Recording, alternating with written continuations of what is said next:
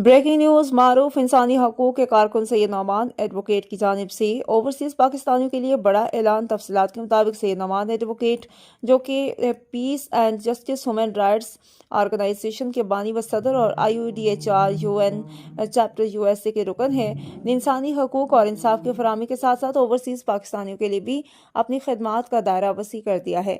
उन्होंने अपने बयान में कहा है कि वो न सिर्फ मुल्क के अंदर बल्कि बैरून मुल्क मुकीम पाकिस्तानियों के मसाइल के हल के लिए भी हर मुमकिन तावन फराहम करेंगे।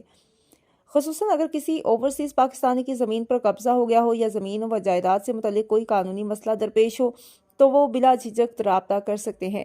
सैयद नौमान एडवोकेट ने ओवरसीज पाकिस्तानियों को दावत देते हुए कहा कि अगर पाकिस्तान में आपको ज़मीन या किसी भी कानूनी मसले के हवाले से मदद दरकार है तो आप अपनी मुकम्मल तफसीलात इरसाल करें, उनकी टीम फौरी कानूनी मावनत फराहम करेगी।